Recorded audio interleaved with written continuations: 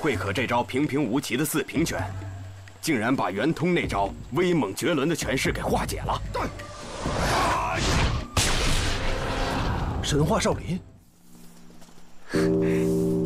站住！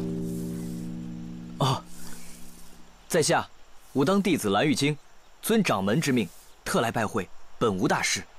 你们可是奉了武当某掌门之令？我们是奉吴相掌门之命来的。二位请回，请。为什么？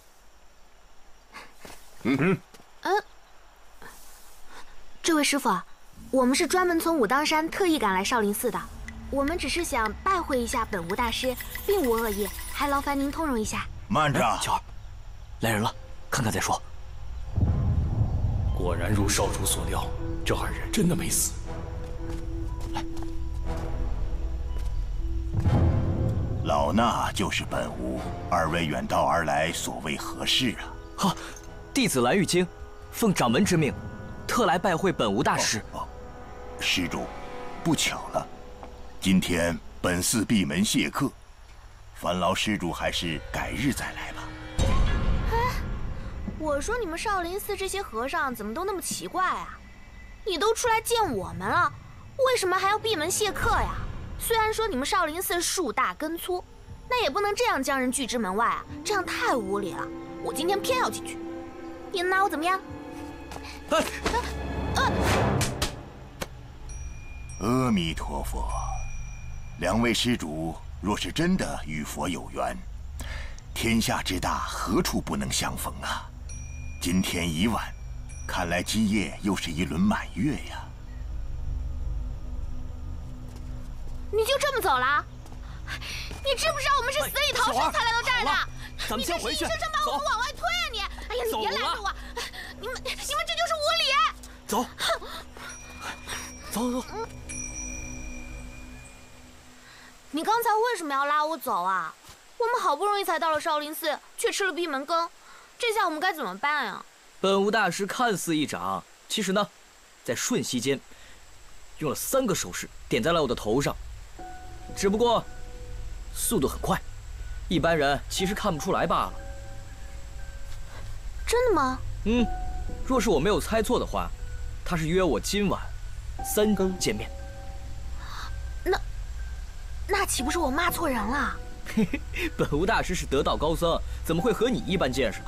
阿弥陀佛，阿弥陀佛！看来少林寺也一定是出事了，不然本无大师他不会这么小心行事。好了，别瞎想了，快睡吧，3更还要起来呢。我猜呀，有人一定是从武当山就跟着我们到这儿了，他们的目标是你，你得小心行事。喂，哇，心可真够大的。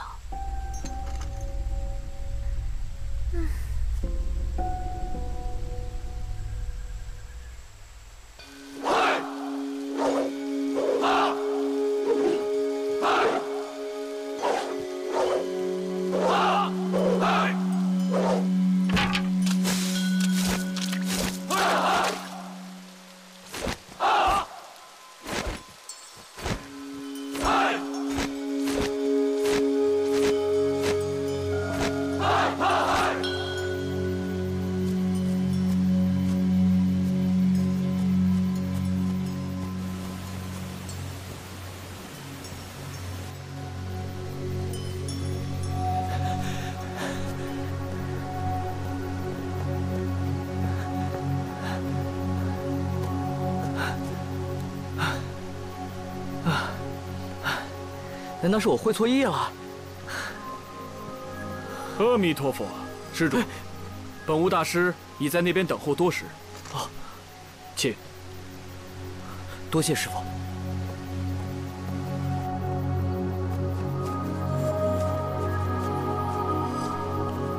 施主，请。晚辈见过大师。哦，快请起。白日里闭门谢客，实属无奈之举，万望施主莫怪。晚辈不敢。眼下各处反抗朝廷的势力出现，朝廷为了保平安，极力要控制武林。我少林古刹也是在朝廷爪牙的严密监视之下。如果你贸然进入少林，恐怕给你惹出很多是非，惹出很多麻烦来。大师真是用心良苦啊，玉京感激不尽。是无相掌门派你来找我的，是吗？是的，大师，我是无相师祖的徒孙，叫蓝玉京。哦，无相掌门出了什么事了？师祖，他惨死于谋沧浪之手。啊！这，阿弥陀佛。无相掌门和我相交多年，为人宽厚谦和，没想到遭此毒手啊！莫要伤心了。无相掌门有什么话要交代给我吗？对了，师祖给我留下了书信一封，嘱咐我一定要到少林来找您。啊，赶快给我看看。哎。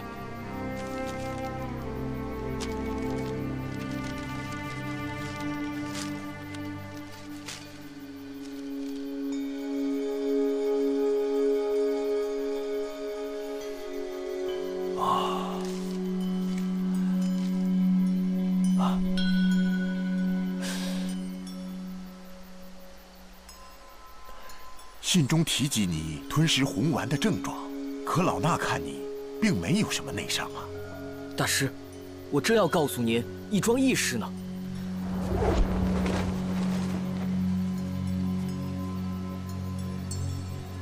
就在那个时候，晚辈被那条蛇狠咬了一口。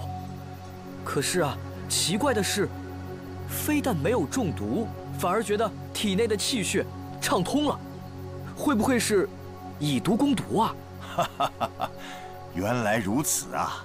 确实，那毒蛇解了你误食红丸的大部分毒啊！还真有如此异事啊！哈哈哈哈！一切皆是缘，都是命中劫数啊！说起那条蛇，还是许多年以前，无相掌门送给我做药材的。此蛇入药，可以疗伤、调身，可以提升功力。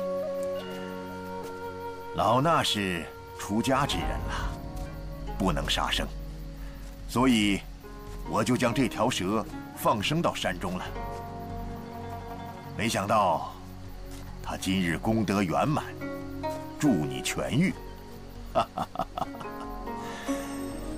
真乃是天意呀！承蒙二位大师救命之恩，实乃玉京之大幸。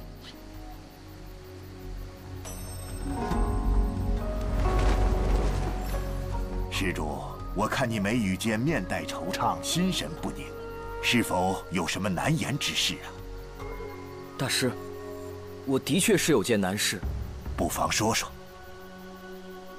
近来，晚辈深受家世之谜的困扰，又有诸多谜案难以解开真相，所以日夜难安，还请大师给指条明路啊！哈，无相掌门在信中送了你3句话，你可曾还记得？哦，我记得，师祖爷爷在信中说过：“心如止水，逆流而上，道法自然。”这也是老衲要和你说的。大师，这心如止水我懂，可是既然已经逆流而上了，却又要道法自然，岂不是自相矛盾吗？啊，日后你自会明白的。都怪晚辈愚钝，尚不能完全领悟。可我也知道，这是师祖爷爷一片苦心，我定当铭记在心。你只要完成无相掌门的遗愿，以后不需人指点，你自会全部了然的。多谢大师了。无相掌门在信中说，你要见少林大辽香积厨的烧火僧慧可。对，不知慧可师傅可还在少林啊？在。明天我安排慧可和你相见。太好了，多谢大师了。阿弥陀佛。哎，看来你们这一路运气还不错，因祸得福，算的是功德圆满了。都怪你，哼，扔下我们不管，自己跑去逍遥。哎，爷爷也有要紧的事要去办呐，那总不能围着你转一辈子吧？那我问你，有什么重要的事情比你亲孙女我的命还重要啊？这回要不是玉京，你现在就后悔吧，你就抱着我的尸骨哭吧。臭丫头，这什么话都敢，瞎说！巧儿，巧儿，爷爷，玉京回来了。玉京，玉京，巧儿，巧儿，什么事儿啊？那么高兴？当然是有收获了呀！我，哎，你先看看谁来了。郑爷爷。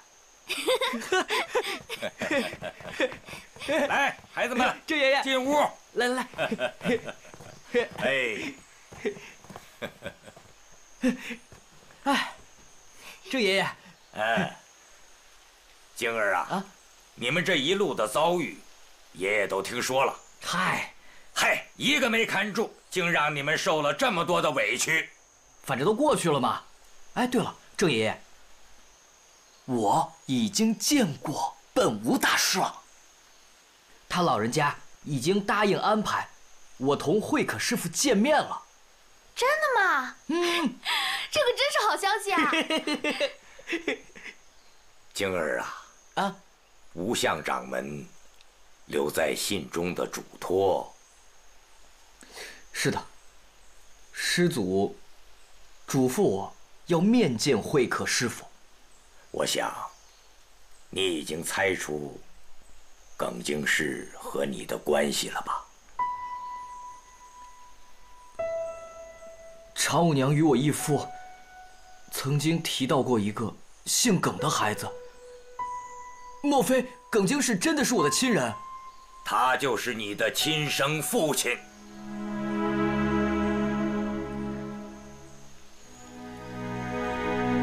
原来我不姓蓝，我姓耿。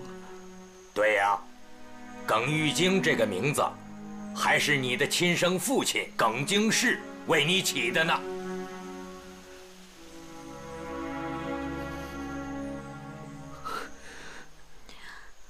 爷爷，玉京他刚刚大病初愈，我怕他受不了这个刺激。巧儿，没事儿，这些苦我已经受过了，我不会再害怕了。郑爷爷，所有的事情真相你全都告诉我吧，我挺得住。好孩子，这些年来呀，爷爷一直在追查这件事。18年前安置在关外的所有关内的密探，都是由我和吴相掌门掌握，所以我当然了解他们的所有人的身份。爷爷拍着胸脯告诉你，你的爹娘是无辜的，更不是什么巾帼奸细。爹娘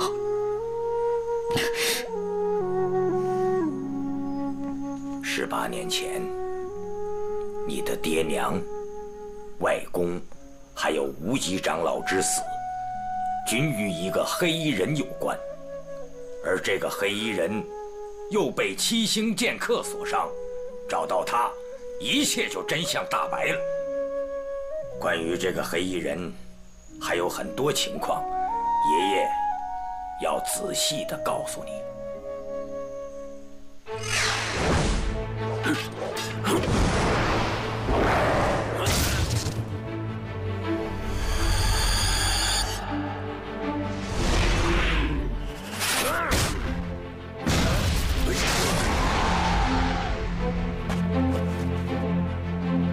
无极掌。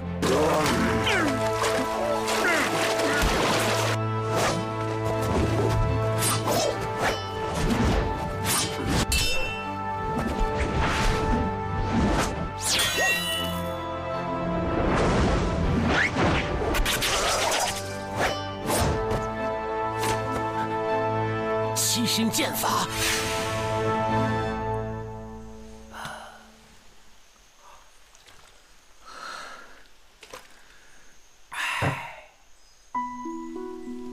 这个面具人和黑衣人均身份不明，加之无极长老当时身负重伤，无力追赶，所以这些线索就此便中断了。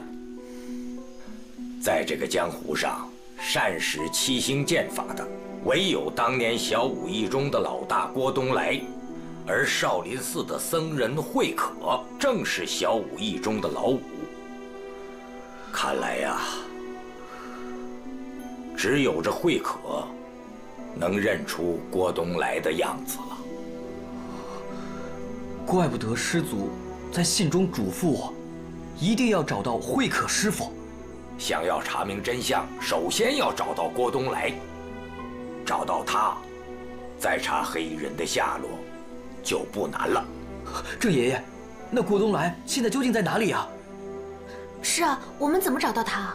那就只有问少林寺的僧人慧可了。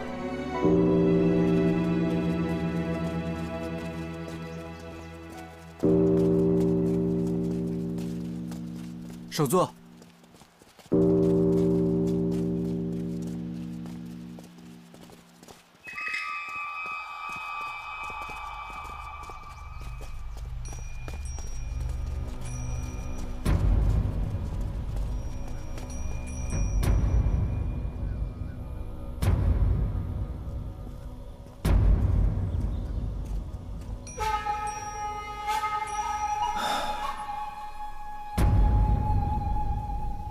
少林寺，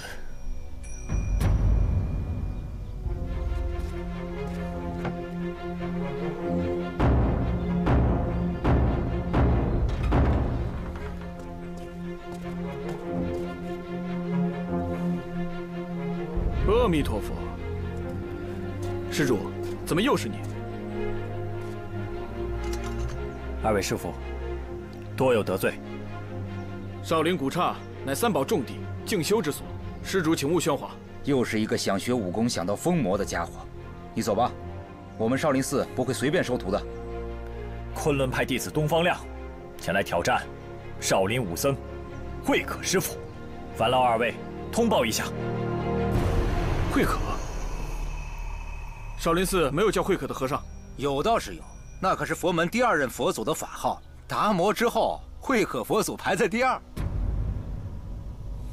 我想起来了，有个会煮饭的老和尚叫慧可。有吗？我怎么不知道？在香积厨烧火30年了，大伙儿都叫他烧火僧，但都不知道他的大名。你走吧，慧可哪里会什么武功？就算不能比武，也容小生进去见见慧可师傅。一介烧火和尚，你找他有何等要事？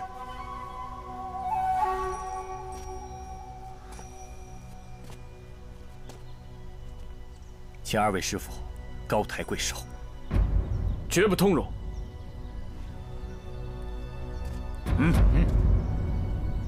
小生只是来寻访朋友，二位何必与我作难？你这样的客人，我少林恕不接待。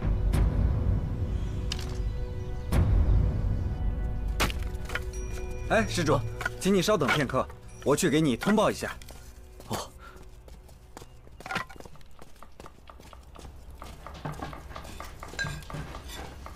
慧可师兄，外面有个从武当山来的施主，本无大师让你去见他一下。什么武当不武当的？没看我正忙着呢吗？哎，你快去吧，我来帮你做饭。把豆渣说一下，这个豆子啊，一定要磨得慢一点，好嘞，细一点啊。哎，好，慢着点啊。把这个豆腐盖上。快去吧，师兄。叫他等会儿。大伙都抓点紧啊，都等着吃饭呢。好嘞，好嘞，好，快点啊。哎，好嘞。加火，加火啊！哎，加大火。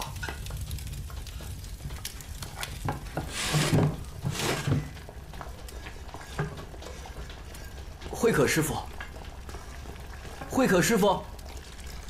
哦，不必慧可师傅一步了。太好了，那我先走了。你找我有何事啊？弟子来玉京，不，耿玉京，求见了。哎呀，我又不是菩萨，你拜我干什么呀？起来，起来，起来！我最讨厌年轻人到处胡参乱拜。起来。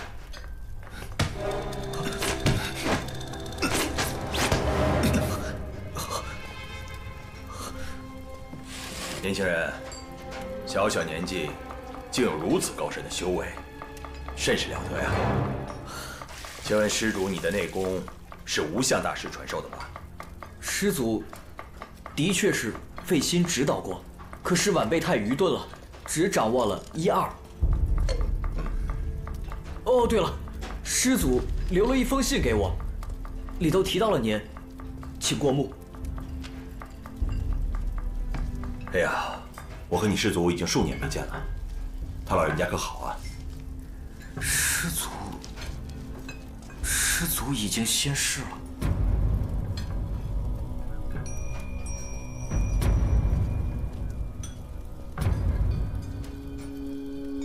唉，菩提非树，明镜非台，此生原本就是幻象。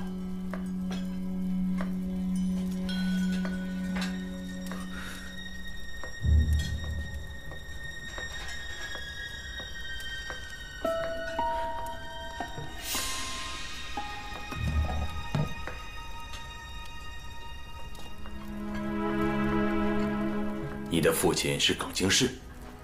您认识我父亲？啊，许多年前他的事在江湖上传得很凶，我也只是听说一些。哦，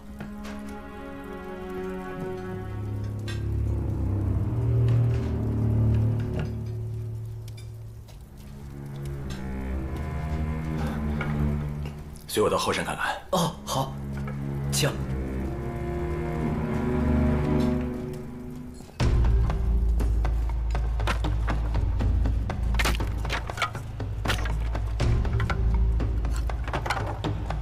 施主，会合，会合师傅，施主，就想见会合师傅一面，就见一面。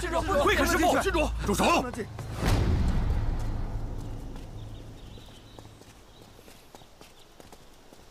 圆通师兄，怎么回事？他非要挑战会合，怎么说都不肯走。啊，这位师傅，小生只是来以武会友，绝无恶意。他们偏偏对我盘问不休，不肯放行。想比试什么？比试剑术。要来我少林比试，我得看看你有什么本事。拿禅杖来。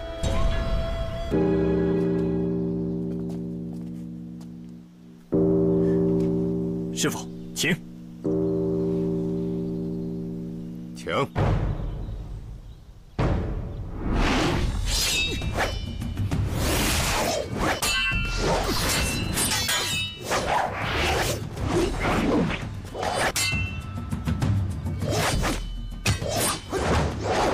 他不是昆仑派吗？为什么耍的是武当剑？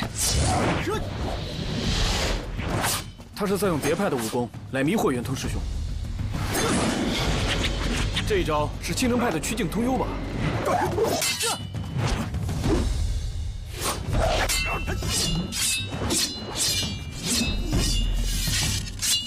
武当太极剑法。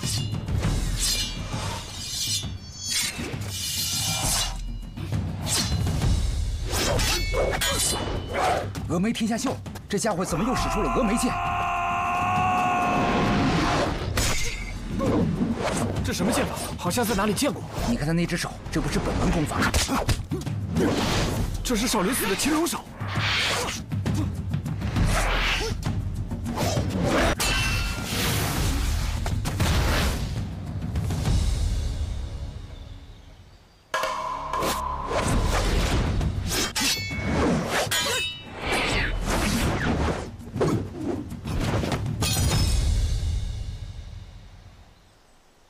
阁下身法确实高明，竟能将飞鹰剑法与武当剑合二为一。原来是昆仑派门下高祖。后生可畏呀！多谢大师谬赞，但这场比试是在下输了。阿弥陀佛。大师，告辞。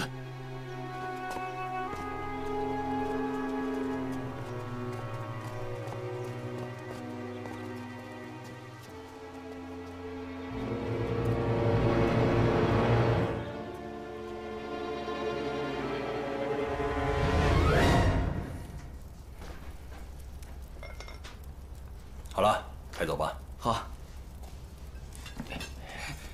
哎，把它盖好了，别漏了。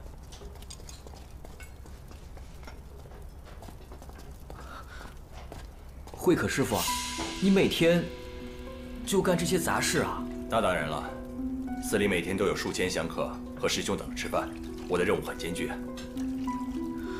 可是师傅一身的本事，怎么能用来做饭呢？这叫做顺势而为，一粥一饭皆是禅，哪里都是修行之地嘛。哦，你帮我把碗筷给摆一下，我给本无大师备饭。哎，好嘞。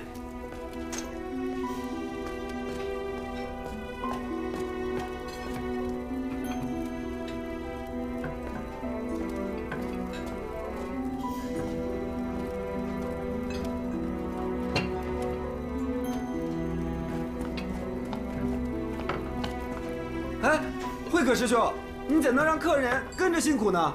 没事儿，我父母就是种地的，这些活儿以前常干的。施主，你可是少林寺的贵客。慧可师兄，这位施主可是本无大师的客人，你可别怠慢了。师弟，本无大师的饭菜已经备好了，麻烦你给送一趟。哎，好嘞。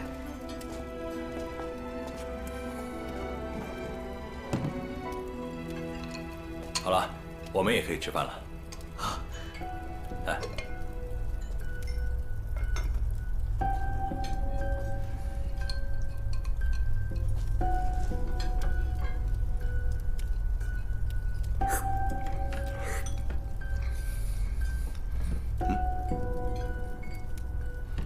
你怎么不吃啊？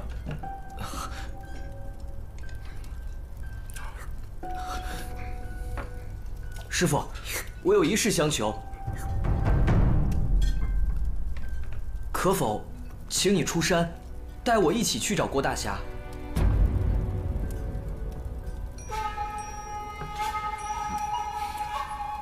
恐怕要令你失望了。失望20-30年了，我在寺里一直守候煮饭，从没出过寺门，也不问世事。再说一点线索也没有，到哪儿去找啊？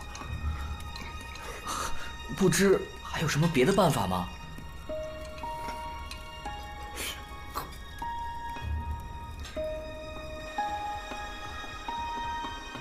那个年轻人叫东方亮，是昆仑派的弟子。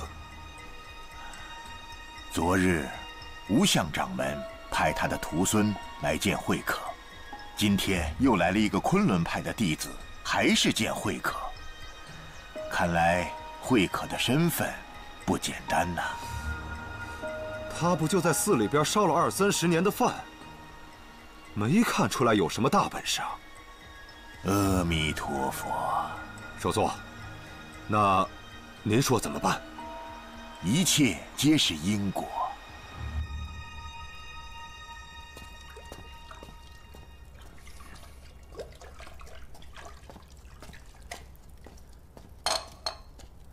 晚辈让大师为难了。既然前辈为难，那玉京这就告辞了。慢走，不送。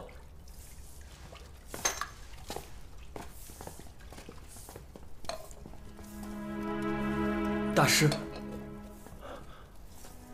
好，首座。要走？看来你们两位没谈拢啊。本无大师，慧可师傅一心向佛，晚辈就不强求了。慧可，你有何苦衷啊？哦，回首作话，弟子早已了却尘缘，不问世事。嗨，此等想法未免偏颇呀。如果你真的是心静如水，那世间何处不是道场啊？本来无一物，何处惹尘埃啊？首座，弟子半生杀戮太多，罪孽深重，如今一心向佛，早已厌倦了打打杀杀，只求安宁。哈，修炼武学与出世入世并没有关联，你们以武会友，互相切磋，只要是不动气，那也是修身养性了。首座，你们随我来。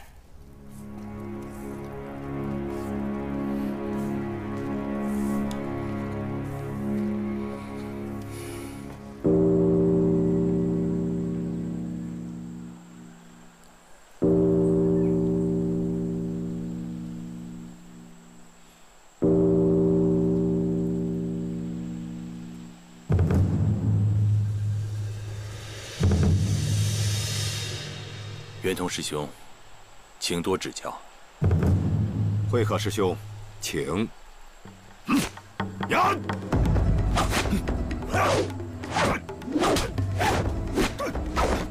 四平拳，这是初学武功的小孩都会的招数，慧可也太不把圆通师兄放在眼里了吧？也许慧可根本不会武功。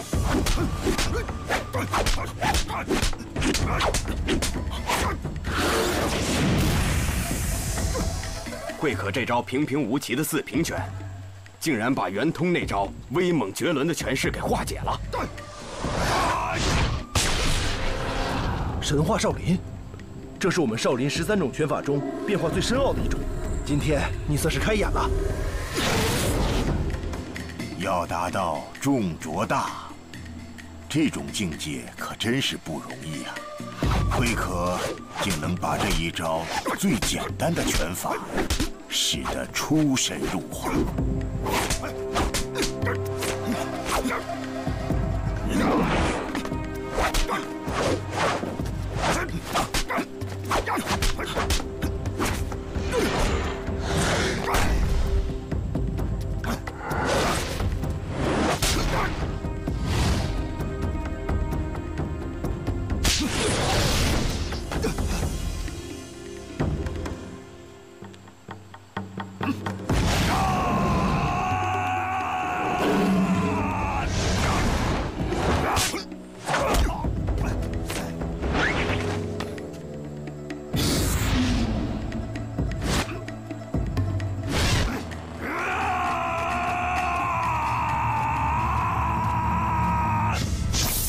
达摩剑，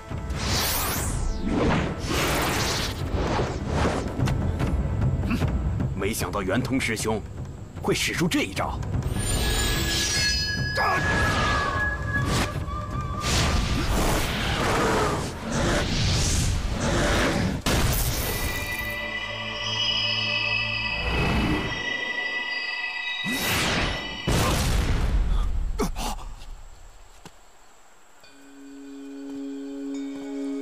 阿弥陀佛，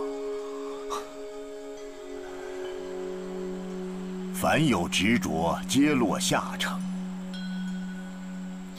探索本源，何须求胜？阿弥陀佛，阿弥陀佛。慧可，你随我来。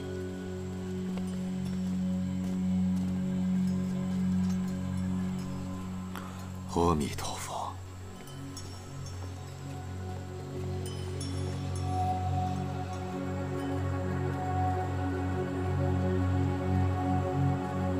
心中有佛，便无需拘泥于此地。出世入世，独善其身，兼济天下。心之所安处，即为西天。江湖之内也可清修，滚滚红尘中亦可成佛。若是命数中有未了之事，不如顺其自然。你说呢？啊，慧可明白。慧可师傅，你同意了？你二人赶快去收拾行装，我已经安排人在罗汉堂为你们送行。大师不必客气，不用送了。这是少林的规矩。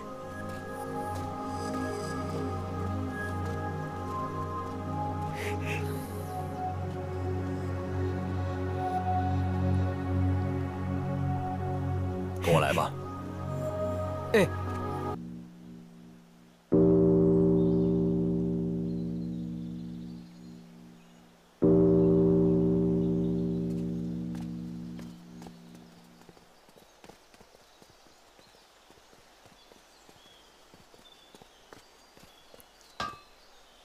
圆通师兄辛苦了。阿弥陀佛。看来我还要再过一关。不是你，是这位小施主。与大师切磋，十分荣幸。好小子，初生牛犊不怕虎，来！ 看招！再来！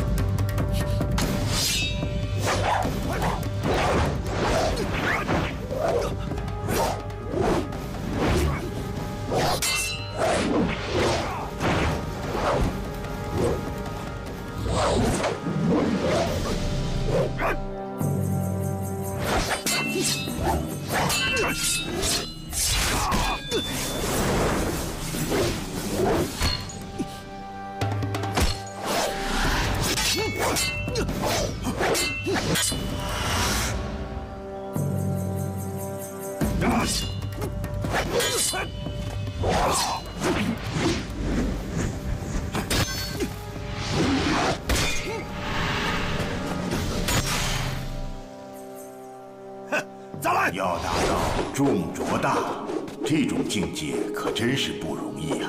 慧可竟能把这一招最简单的拳法使得出神入化。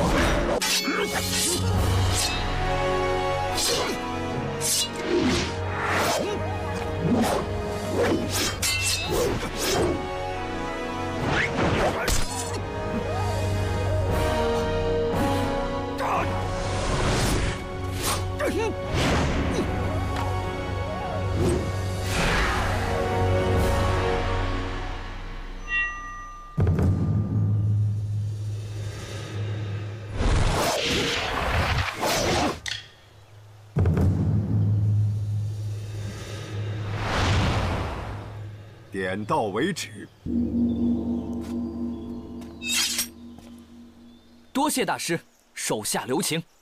小施主果然悟性过人，只看了我与慧可的一场比试，便能将四平拳的重浊大融于你的武当剑法之中。不错，拳理剑理如此，世间事大抵都一样。多谢大师指点，请进。 多谢师兄。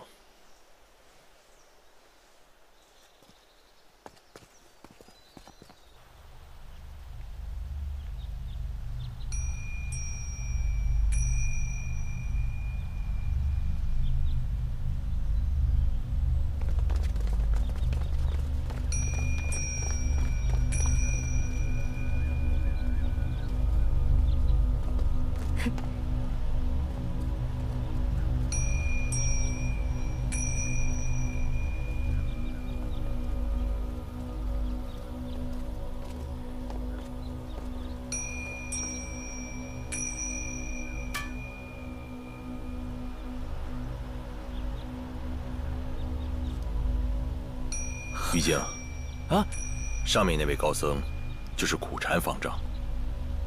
这就是大名鼎鼎的少林方丈。正是。去吧。哎，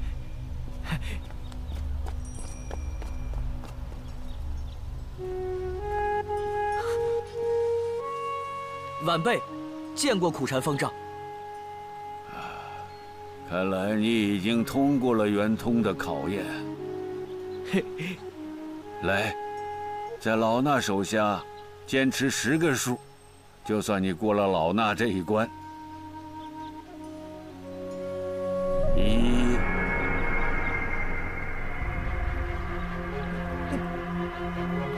2、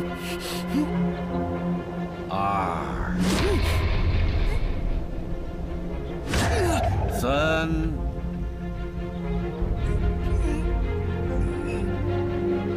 4。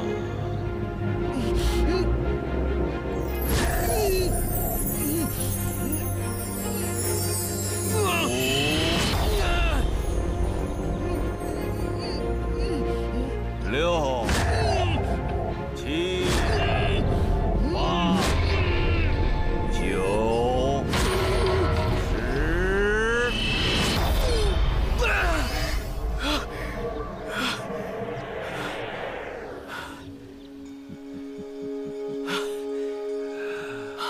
只守不攻，鬼灵精。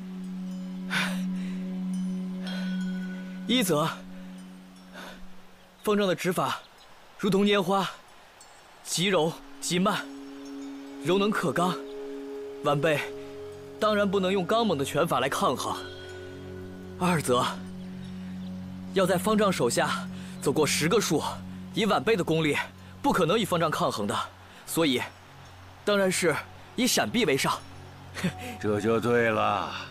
若是有了胜负之念，便是有了执念。正因为你不在意胜负，才能安然度过此关。善哉，善哉。有劳方丈了。我看你悟性甚高，又与我佛门有缘。来，让老衲助你一程。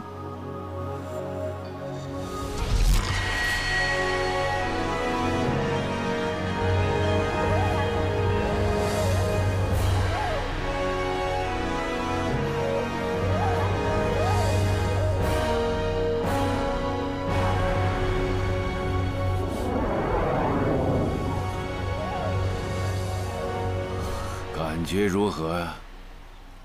晚辈感觉浑身通透，胸中似乎有许多热力在涌动。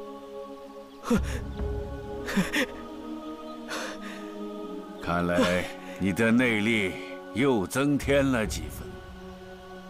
善哉善哉，阿弥陀佛。多谢方丈了。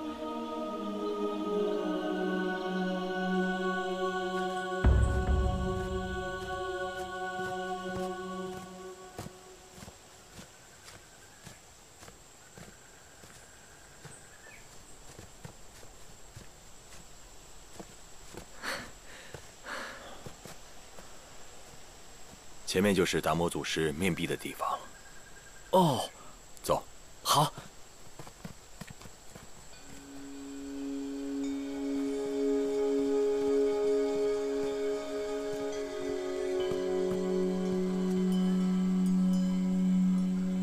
慧可师傅，本无大师怎么坐在这里啊？莫非还要过他这一关？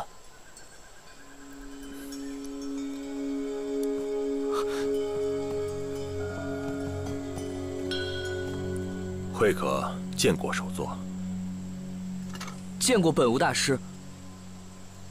玉京，你要下山，需要先做一做这蒲团。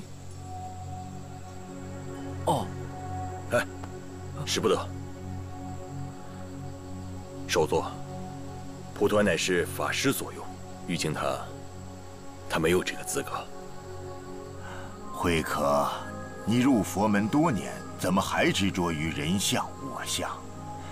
要知道佛法讲的是众生平等，四大皆空。只要是心中有佛，无可无不可。阿弥陀佛。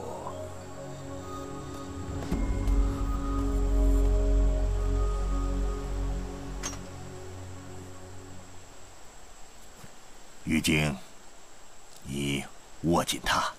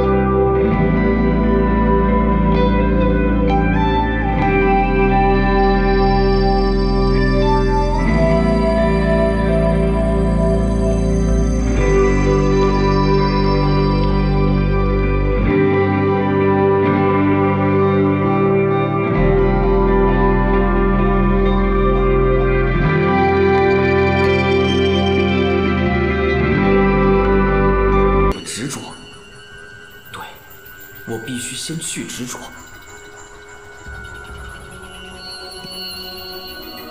武当心法本来就与禅理相通，如果玉经能消除患得患失的意念，内功的威力也就自然而然地发挥了。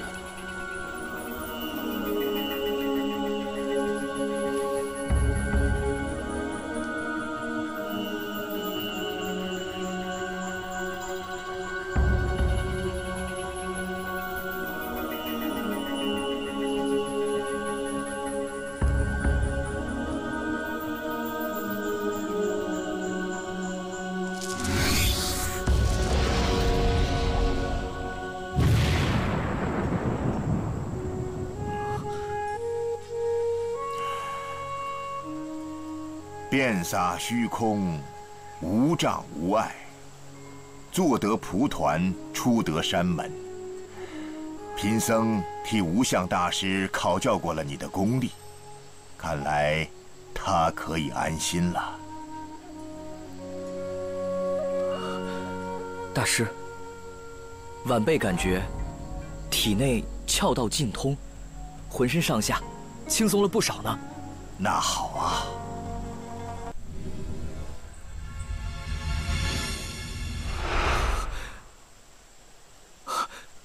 多谢本无大师。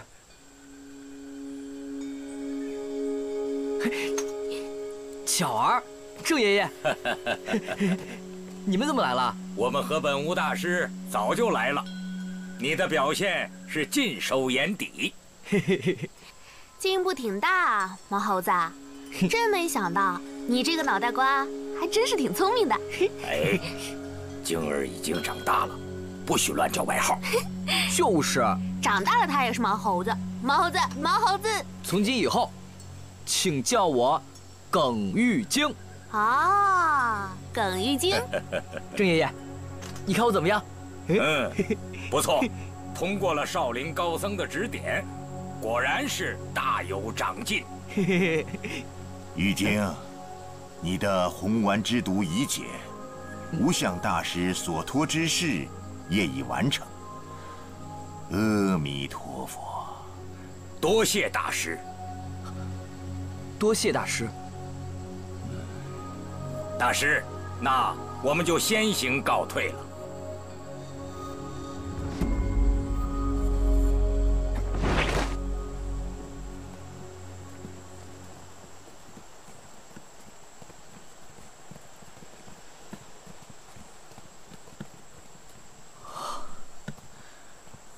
晶儿，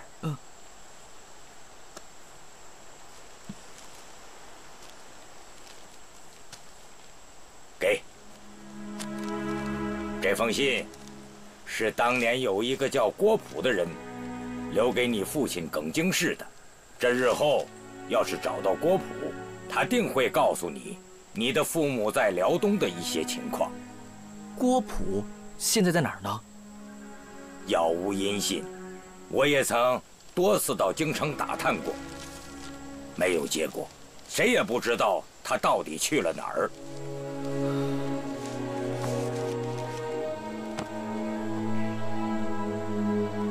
晶儿，啊，接着，哎，这是无相掌门托付于我，现在我把它交给你。留给我的。无相掌门说，一定要把这东西交给武当未来的真正传人，希望他能不辱使命，光复武当。可是，啊，看来爷爷很赏识你啊，武当派传人呢。多谢郑前辈赏识，可是我没有任何剑术，不配拥有这传家宝。你就是我认定的武当传人。哎，这黑乎乎的铁棍是什么？这把无刃古剑是武当掌门的信物，别看它其貌不扬，可却是稀罕的宝物啊！他连剑刃都没有，怎么能叫宝剑呀？仔细收好了，等日后派上了大用场，你就知道了。哦。晶儿，你看，啊，这是本太乙玄门剑法，它与无极功心法并称为武当的至高功法，但无极功的上部早就不见了。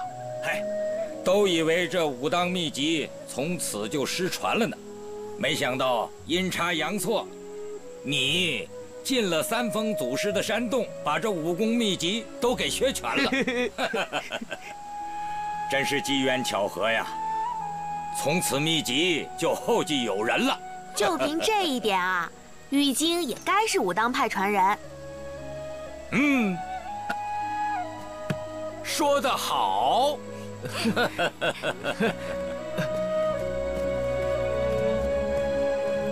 巧儿啊，别忘了，咱爷儿俩事先商定好的。好了，爷爷，你都说了很多遍了，啰嗦。哎，爷爷老了，说话老说来回话。不过你要记住，帮着好晶儿。那是自然，我可是他的福星，对，我能帮他很多忙的，对吧？巧儿可是纵横九州一带的女侠。郑姑娘真是性格豪爽，倒是和玉京真的合得来呀。哦，慧可师傅，那孩子们就委托给你了。阿弥陀佛。那老郑就先行一步了。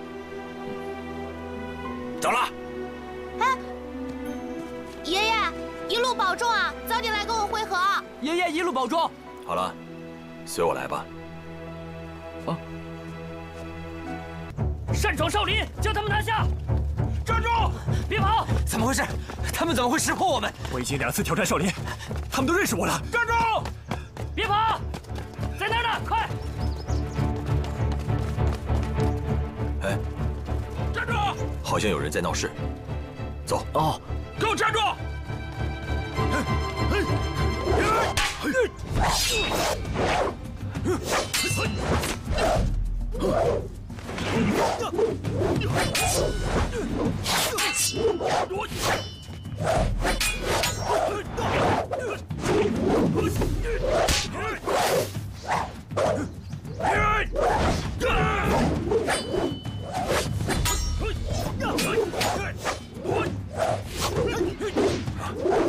何人如此大胆？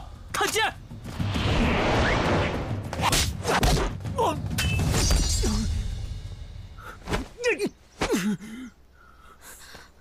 别打了，玉静，在少林寺不得无礼。东方大哥，东方大哥，你怎么在这儿啊？耿玉京，我千辛万苦找到你，你就如此对我，行啊你！对不住了，我刚才没有看清楚，一着急就……众位师弟，众位师弟，误会了。师兄，这家伙多次擅闯少林，我们怀疑他是奸细。一派胡言！误会了，各位师傅，东方大哥是我的好兄弟。众位师弟，这几位施主是本武首座的朋友，都是自家人，大家误会了，散了吧。诸位师弟，散了。玉京，啊，你不是跌下悬崖摔死了吗？怎么这一转眼，你这功夫就精进了不少啊？嗨，其实这都是拜少林寺几位高僧大师所赐，也算是我走了狗屎运。东方大哥，你要是能早一点来就好了，你也可以亲眼看看这些少林寺的高僧是怎么教玉京功夫的。哦，对了，我给你引荐一下这位慧可师傅，他可是一位隐世不出的高手。哎，咱们以后可以和他好好切磋切磋。阿弥陀佛，原来如此。告辞。哎，东方大哥，东方大哥，哎，他怎么生气了呀？你想啊，你们两个平日里以兄弟相称，现在你一个人练就了一身武艺，他自然心里不高兴了。哎呀，我说他怎么生那么大气呢？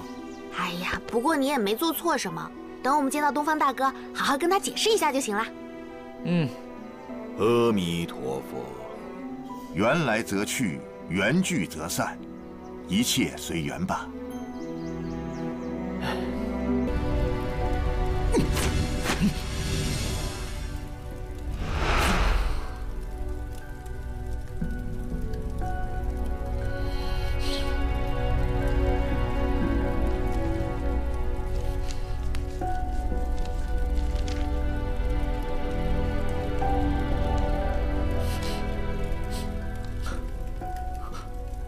烧鸡！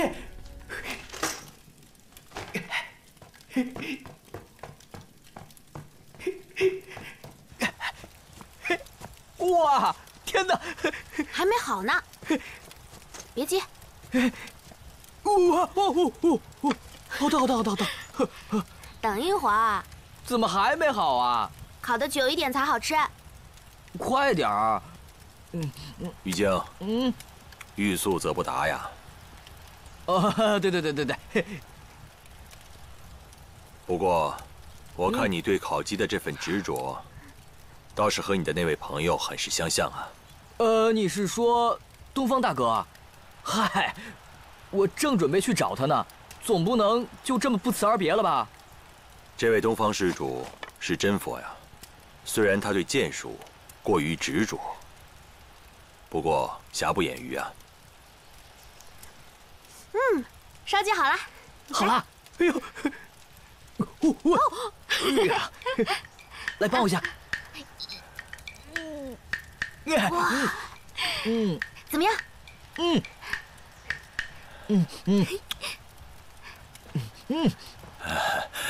慧可师傅，哎，出家人不能沾荤腥，佛祖该不高兴了。慧可师傅，不是已经还俗了吗？啊，对，自从我跟了你们下山呢，我就算还俗了。嘿嘿，我已经还俗了。巧儿姑娘，我已经还俗了啊。好像还俗了就可以吃了。来。哇。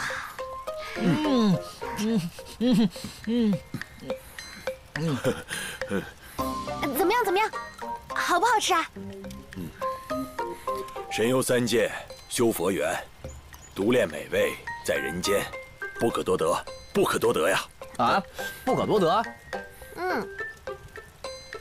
那既然不可多得的话，那以后咱们路上的吃食，还是按斋饭准备吧。有道理。哎，你这个臭小子，我说的是不可多得的美味，你竟敢取笑我啊！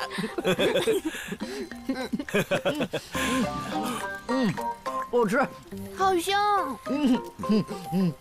再来一块。李静，巧儿，如今我也算是重出江湖了，不妨告诉你们一些我出家前的俗事。好啊，好，我们喜欢听。来，这边坐。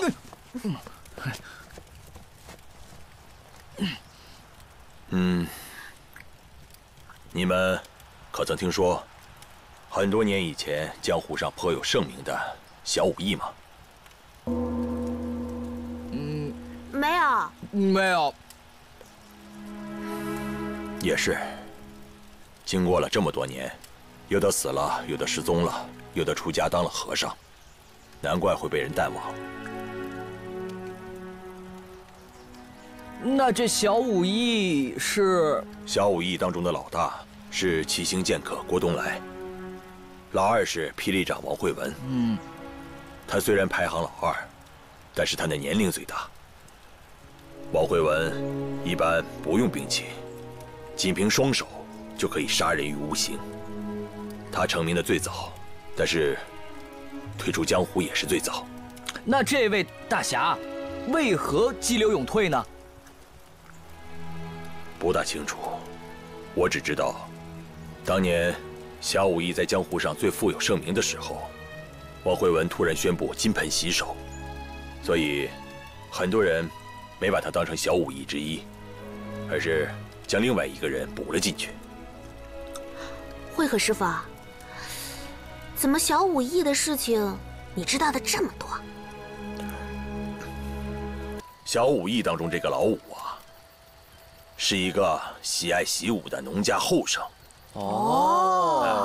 他年轻好胜，仗着有一些天资，扛着一把大刀，横冲直撞，江湖人称夺命刀。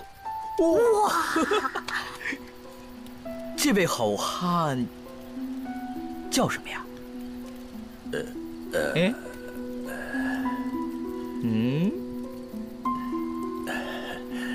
他的名字叫慧可。对了，我们说对了。你这个丫头，你是怎么知道的？我爷爷告诉我们的喽。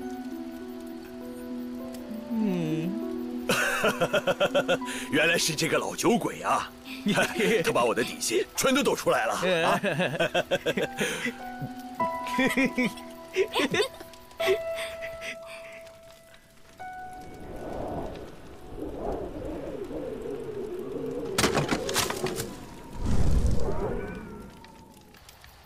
哎呀，说实话，真的很想念当初的好时光啊！我们5个人来自天南地北，不同籍贯，不同门派，有侠士，有强盗，也有亦正亦邪的人物，只因意气相投，结识在江湖，便结成了出生入死的好兄弟。慧可师傅，听你这么一说，我更应该去找东方兄了，因为我们是好兄弟。什么东西这么呛？哎，里面冒火星了！哎，玉晶小心！我的功法！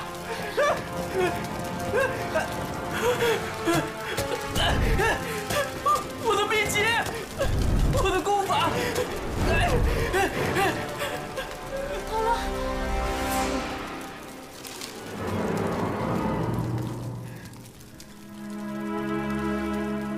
我下山的时候，师祖曾经嘱咐过我，叫我把这些功法都背熟了，然后焚毁。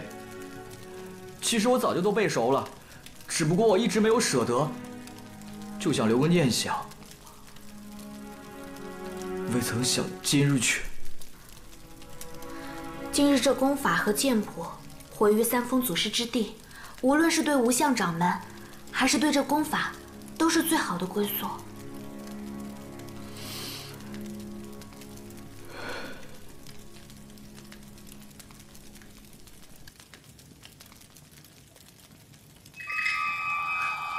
哎，巧儿，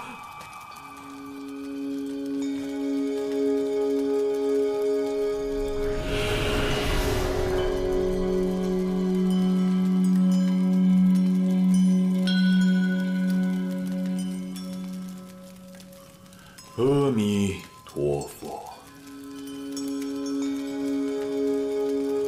菩提本无树，明镜亦非台，本来无一物，何处惹尘埃？阿弥陀佛。这，排长，撤，这。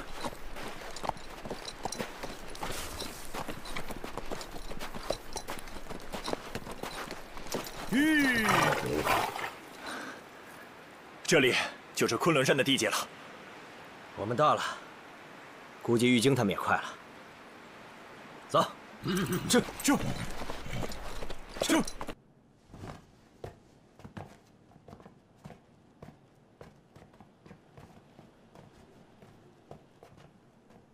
小姐，还有什么吩咐？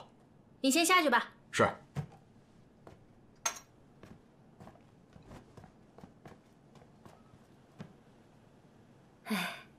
蓝姑娘，今天晚上你就跟我住一屋吧，这样我们也好有个照应，如何？唉，又耍脾气不搭理我呢。你倒是说句话呀！哎呀，蓝姑娘，你呀，打我骂我都可以，我绝不还手，也不记仇。但是你就是别不说话呀！啊，我不是为这个。那你为什么呀？哦，今天晚上啊，我们就在这儿将就一晚上，明天我们就到了昆仑宫，就可以见到我们的西王母啦。一路上总听你提你母亲，怎么不见你说说你父亲啊？我父亲，死了。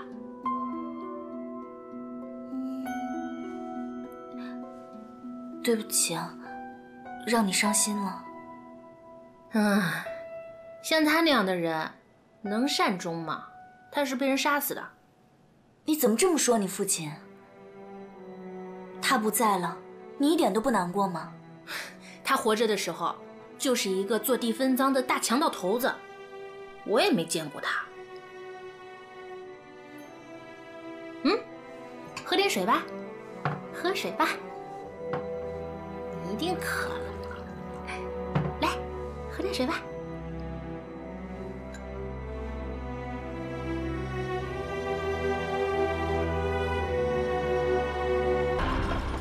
我们赶路赶得太急了，连马儿都累了。是啊，前面很快就到昆仑山了，我恨不得马上见到西门夫人，解开我心中诸多谜团。瞧，风山真大。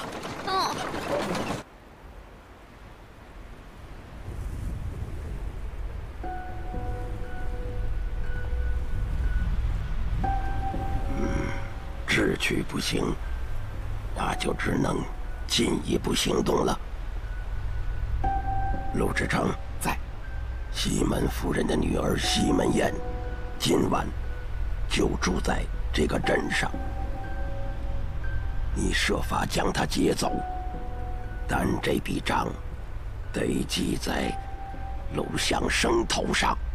大人放心，小的一定把这事办得漂漂亮亮的，让他卢相生百口莫辩。一旦西门夫人知道是陆相生接走了他的女儿，定会出手围攻断魂谷。到时候，我们就可以趁乱攻上昆仑山。是，小的这就去办。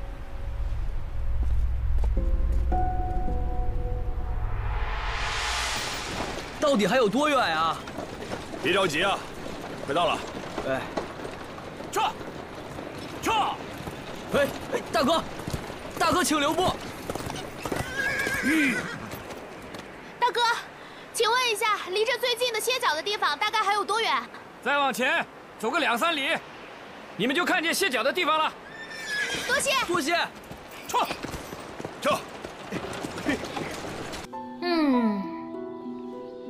我去练功打坐去。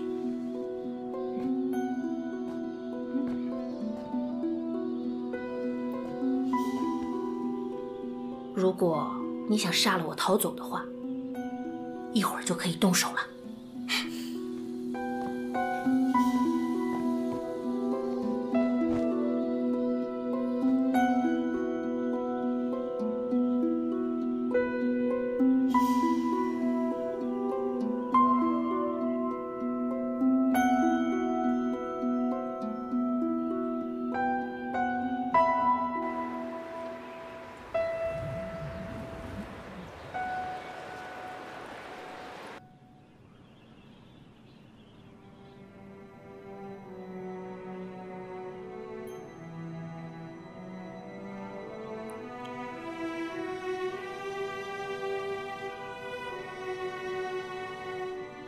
玉京现在怎么样了？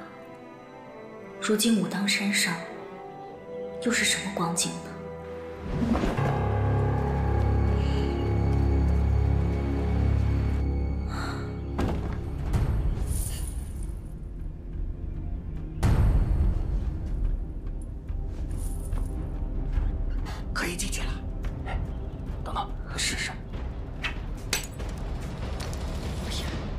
听见没有？钱镖打着他了，他叫也不叫。你还没胆量进吗？我再试试。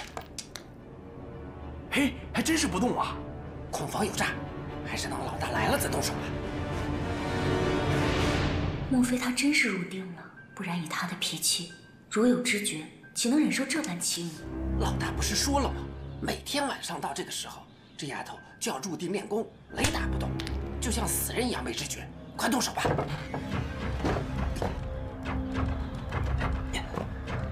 哎呀，这女娃子漂亮的很呐！别胡闹，这女娃子是咱要带回去献给老大的。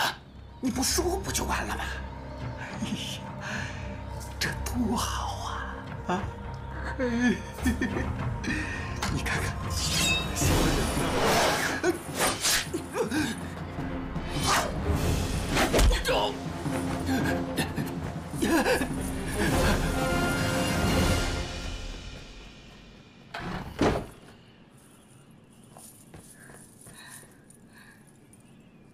这姑娘也怪可怜的，难怪她说我可以逃走，原来是真的。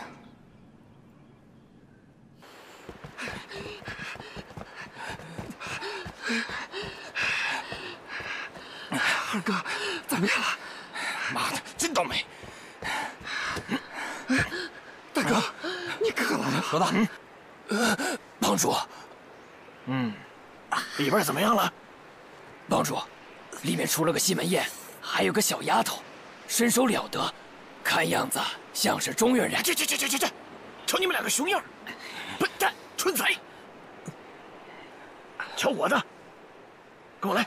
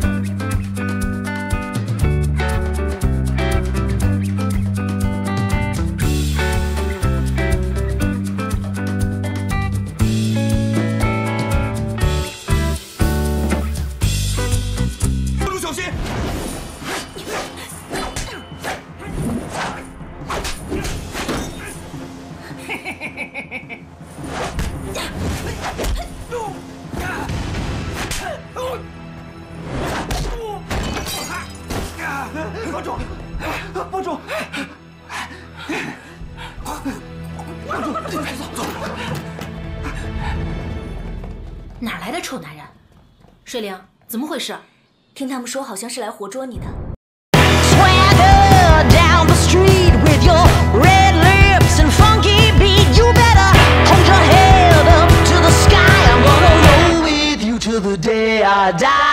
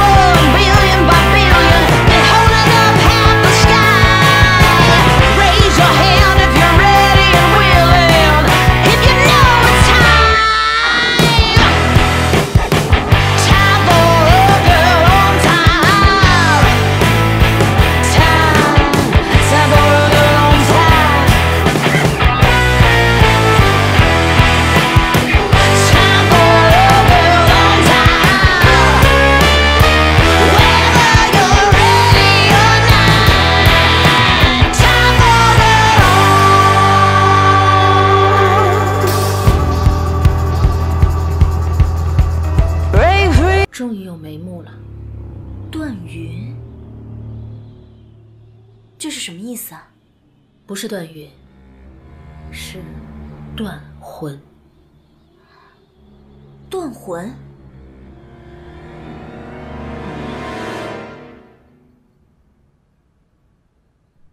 他临死之前写完断字就已经没有力气了，所以魂字他只写了一小半。魂？你怎么知道这是个魂字？这附近有一个断魂谷，他写这个血书的意思就是要告诉我们，他是被断魂谷的人所杀。唉，一开始的时候我还怀疑他跟那些贼人串通好了要来杀害我，因为只有他知道我每天晚上要练功。